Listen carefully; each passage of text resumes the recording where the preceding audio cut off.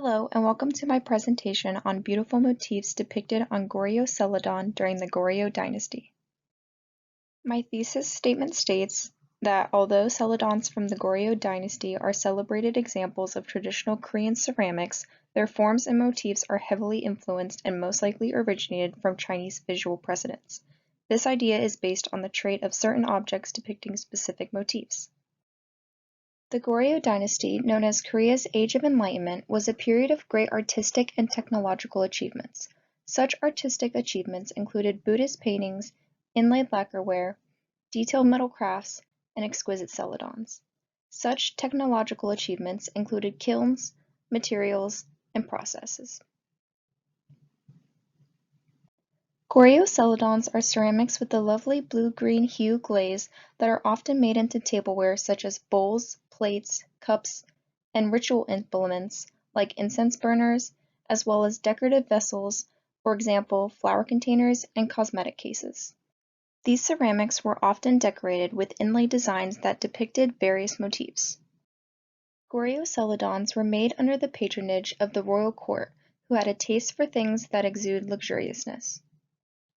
Celadon production started in the Goryeo capital of Gyeongsang during the later 10th century. During the late 11th and early 13th century, Celadon kilns were re-established and mass-produced in Gangjin, located at the tip of the Korean peninsula. Natural resources of raw clay and firewood that Gangjin provided for ceramic production allowed Celadon kilns to flourish. The geographical location of Gangjin, being surrounded by water, offered a natural port for the trading and transportation of Celadon. Goryeo warehouses were placed along the Korean coastline of Gangjin so large amounts of celadons could be shipped to the capital for the royal court.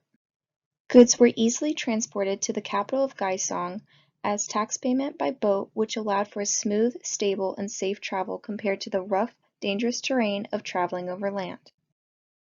An example of Celadon ware from this period is a small jar with a form that takes on a squished round shape. The top of the jar is flat with a mouth rim that curves inward. The curved mouth area of the jar most likely contains a flange for the lip of the cover to lay on. This gives the cover the ability to stay in place and gives it a hovering-like effect over the center of the jar. Its cover has a convex shape and is topped with a small knob in the center. Although it looks like just a small vessel from afar, there are tiny inlaid designs throughout the surface of the jar and the cover. Geometric patterns with a sprinkle of organic figures envelop the top of the cover and exterior of the jar. The cover displays a circular geometric pattern of small white chrysanthemums, black lines, black circles, white dots, and hints of gold. The jar displays more circular geometric patterns on the rim foot area. Its body contains flying white cranes and white chrysanthemums in black circles, while the negative space on the body are filled with white dots said to be clouds. Another example of Celadon ware from this period is the mabayong. The large form of the vessel can be compared to the form of a person.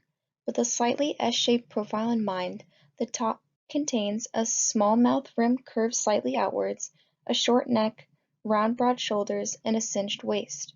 The mouth area of the mabayong contains no lid or cover, but instead a gold rim piece attachment that indicates it was once an expensive and treasured piece. Its base has no elevated foot, so it lays completely flat on the displaying surface.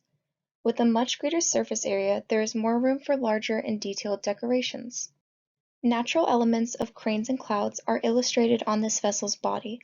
What makes these natural elements easily distinguishable are the contrasting slip colors of white and black on a green background.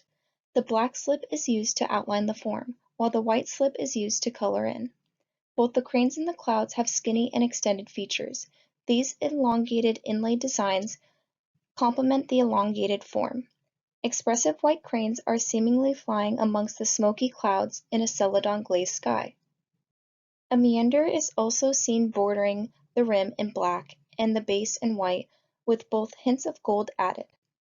It is said that this vessel was mainly used for storing liquids such as wine.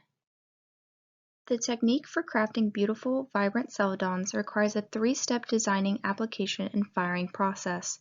The first step of this process is a simple bisque firing of raw clay that contains iron and manganese oxide to dry out the unglazed ceramic and to make the vessel easier to handle because of its stability. The second step involves a painstaking carving and impressing technique to get the desired motif on the body of the vessel. The incisions are filled with white, black, and/or red slip. Slip is a mixture of clay, water, and a mineral pigment to get the desired color. This second step is an inlay decoration technique known as sangam. Sangam is followed by applying the glaze to the whole body of the vessel. The third step is the final step in acquiring the desired color and glossy finish by using a glaze that consists of quartz particles. The vessel's glossy appearance is produced by reduction firing in a low oxygen atmosphere with a temperature commonly around or below 1,000 degrees Celsius. Occasionally, gold was applied to the glazed surface to enhance the designs. And although prior Chinese potters fired their celadons in brick kilns, Korean potters shifted to use mud kilns instead of brick kilns for firing because mud blocks the flow of oxygen better. The most popular motifs amongst the elegant celadon wares are flying cranes, drifting clouds, and chrysanthemums. Despite the lack of research on the origin of these motifs in prior celadons and other mediums, scholars have explored some Chinese visual precedents from the Tang, Song, and other dynasties. To have a better understanding of the flying crane and cloud designs, examples of ornamented Chinese work with similar illustrations are examined. Chinese funerary art during the Han Dynasty depicted the cloud motif, which symbolized immortality. But the mixing of the flying crane with clouds motif did not emerge from tomb art until the Tang Dynasty. In Chinese art, cranes have significant meaning in Taoism, symbolizing longevity and pureness. The mixing of the two motifs can be seen on a ceiling mural located in the back corridor of a tomb during the early 8th century. These motifs illustrated in the tomb chamber of a royal deceased body clearly indicates longevity symbolism. Although the symbolism is apparent in Chinese art, there is no correlation of the symbolism to the designs of Goryeo Celadons, because Korean potters had no access to murals on tomb ceilings. Nonetheless, we can look at Chinese silk tapestries from the Song Dynasty that had embroidered crane and cloud motifs. The embroidered tapestries and portable luxury textiles served as viable vehicles for the migration of the cranes and cloud patterns during the Goryeo Dynasty. During the later 13th century, a larger variety of ornamental designs appeared on Celadon wares, like geometric patterns and chrysanthemums. Along with the crane and cloud motifs, these later motifs, like chrysanthemums, probably spurred from important textiles from various dynasties.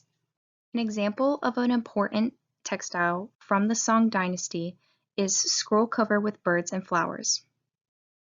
Here is my bibliography. Thank you, and now I will do my best to answer any questions.